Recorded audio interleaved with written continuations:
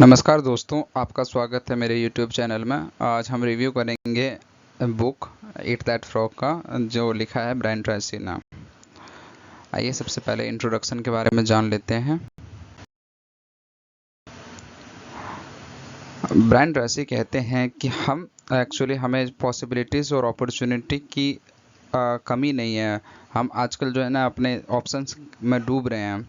We have too much to do and too little time.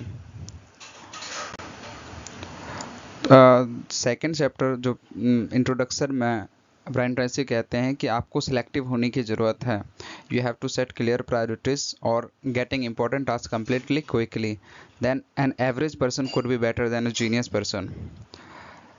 इसमें frog को as a represent किया गया है टास्क से। So the truth about frog basically says is that the frog is your biggest और most important task, so you have to eat it means you have to do that task first.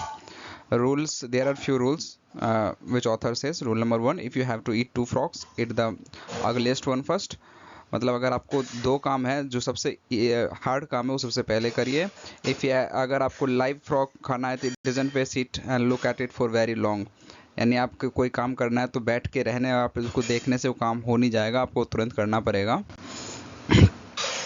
आपको तुरंत action लेना पड़ेगा। You have to take action immediately. Failure to execute is one of the biggest problem in organisation today. Many peoples confuse activity with accomplishment. मतलब आप कभी activity और accomplishment में कभी कंफ्यूज मत होइएगा। Accomplishment is something which you have done something meaningful. Activity is just you randomly stuffing about anything, but end of the day आपने कुछ ऐसा अचीव नहीं कर पाए। आपको जो है ना एक हैबिट, सक्सेस की हैबिट डेवलप करनी पड़ेगी, जिसमें डिसीजन मेकिंग होता है, डिसिप्लिन होता है और डिटर्मिनेशन होता है, कि आपने जो डिसीजन लिया वो डिसिप्लिन के अकॉर्डिंग, डिटर्मिनेशन के अकॉर्डिंग चल सको आप।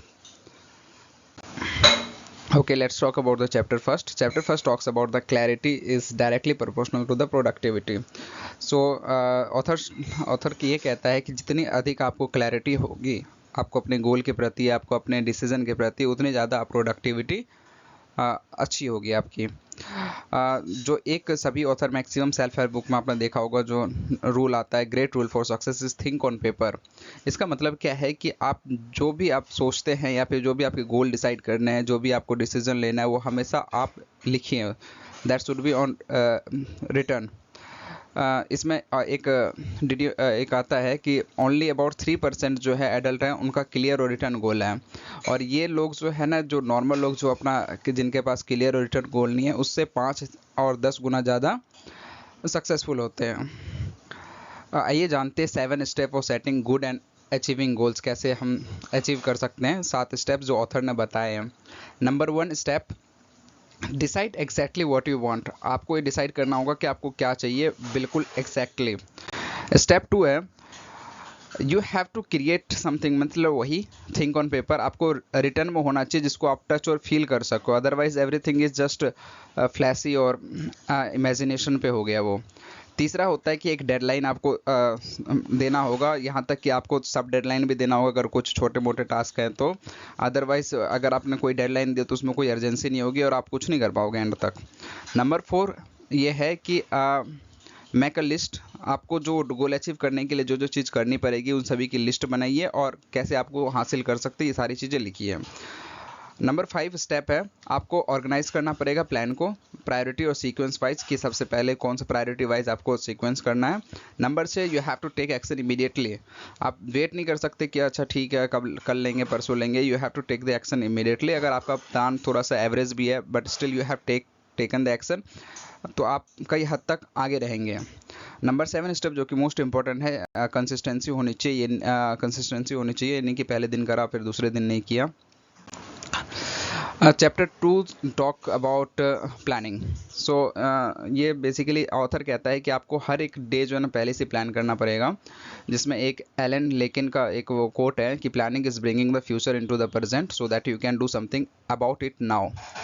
एक क्वेश्चन पूछा जाता है, ऑथर पूछता है कि आप how do you eat an elephant, तो the answer is simple, 1 bite at a time. इसका मतलब है कि किसी भी अगर बड़े टास्क को आपको करना है तो आपको सबसे पहले उसको ब्रेक डाउन करना होगा, उसके बाद ही आप उसको कर सकते हो। You can not eat a elephant. Number इसमें एक 6P फॉर्मूला है जिसका मतलब होता है proper period planning prevents poor performance. Basically you have to list everything whatever you are going to done and you have to do only within the list. अगर कुछ और important आता है तो आपको उस लिस्ट में ऐड करना है और ऊपर नीचे जिस प्रायोरिटी वाइज करना है उसके बाद ही उसको कार्य को करना है.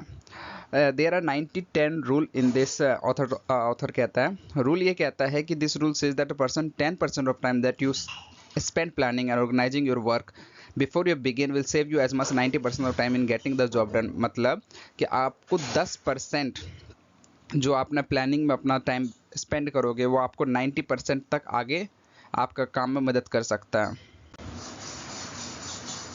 चैप्टर 3 की बात करते हैं. चैप्टर 3 बेसिकली पैरेटो प्रिंसिपल के बारे में बात करता है. आप लोगों ने सुना भी होगा 80-20 रूल होता है एवरीथिंग.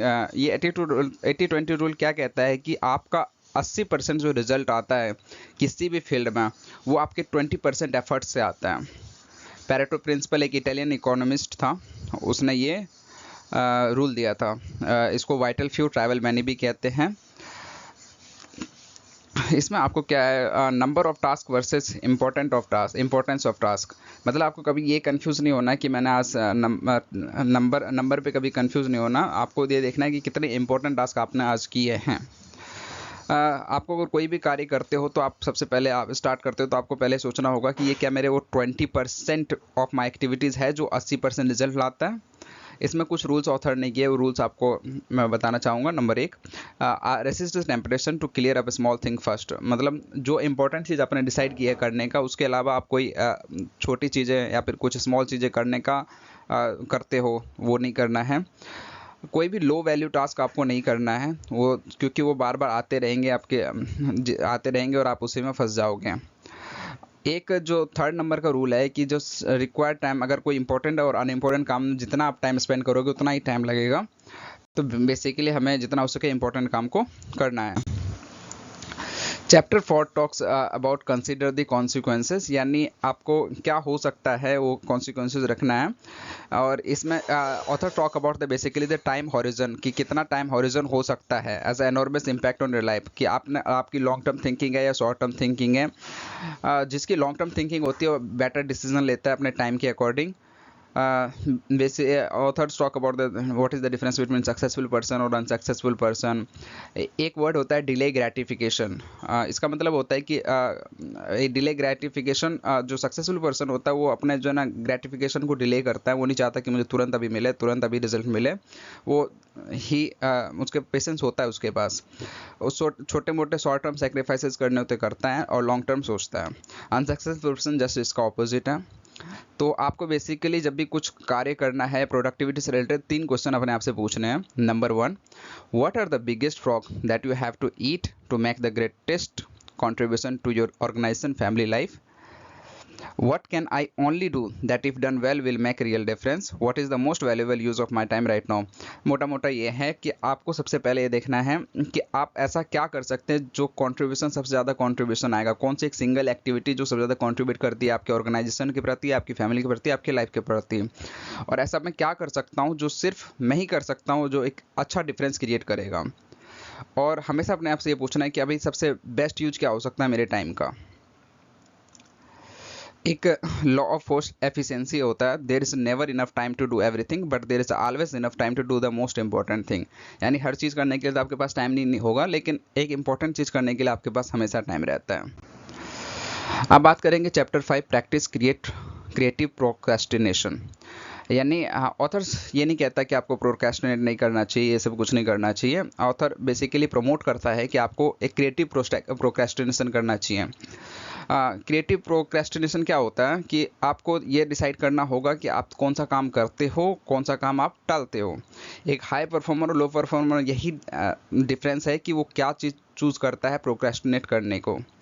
जैसे कि वॉरेन बफेट साहब कहते हैं उनके सक्सेस का सीक्रेट है कि इन उनके वर्ड्स में simple, I just say no to everything that is not absolutely vital to me at the moment. यानी बेसिकली आप you have to say no to many things. Procrastination, there are two types of procrastination, on purpose और unconscious. यानी आप purposefully अगर कोई procrastinate करते हो, यानी आपने किसी ऐसे लो वैल्यू टास्क को प्रोक्रेस्टिनेट करके कुछ हाई वैल्यू टास्क कर रहे हो, तो दैट इज गुड प्रोक्रेस्टिनेशन। और अनकॉन्शियसली आप प्रोक्रेस्टिनेट कर रहे हो जिसके बारे में आप कॉन्शियस नहीं हो, तो that is something wrong. You have to begin today to practice creative procrastination. Chapter 6 talks about the use of ABCD method continually. Authors talk about, जैसे पहले बताया गया कि आपको पेपर, थिंक ऑन पेपर, तो basically you have to write down all the list you are gonna do, and उसके आगे आपको A B C D E लेवलाइज करना है। A means very important task, जो अगर ना किया गया तो उसके सीरियस नेगेटिव या पॉजिटिव कॉन्सिक्वेंसेज हो सकते हैं।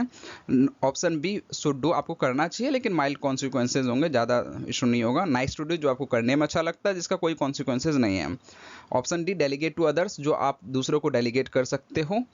ऑप्शन E एलिमिनेट टुगेदर, यानी आपको करने की ज़रूरत नहीं है। You have to take action immediately. Chapter 7 focus on KRA, key result areas. There are key result area, यानी जो आप सबसे अच्छा काम कर सकते हो। There are big 7 management, अगर आप कोई काम करना चाह रहे हो तो मैनेजमेंट के कुछ 7 रूल्स होते हैं। You have to plan something. Number 1 organize, यानी आपने जो प्लान किया उसको ऑर्गेनाइज कैसे कर सकते हो। Staffing, if you required other person to do it, you have to do staffing. Delegating, you have to distribute your work or your task work in between them. Supervising, you have to keep monitoring whatever is happening. Report, measuring, you have to measure how much you have progressed or not, and reporting. Chapter 8 talks about the apply the law of 3. Basically law ये कहता है कि आपको 30 second में ये लिखना है कि आपको सबसे इंपॉर्टेंट गोल क्या है लाइफ में। अभी आप एक सेकंड आप रुकिए और देख पूछिए अपने आप से, what is the most important goals in life right now in 30 second. So may be it could be live long happy and healthy life. तो you have to do like time management, time that you wasted at work often has to be taken away from your family. जो आप work पे time waste करेंगे ये eventually आपकी family से छीना जाएगा। और एक रूल जो मुझे बहुत अच्छा लगा था, it is quality of time at work that counts and the quantity of time at home that matters. मतलब आपका वर्क लाइफ में जो है क्वालिटी ऑफ टाइम इम्पॉर्टेंट है, और फैमिली लाइफ, पर्सनल लाइफ में क्वांटिटी ऑफ टाइम, जो कि यूजुअली हम लोग ऑपोजिट ही करते हैं।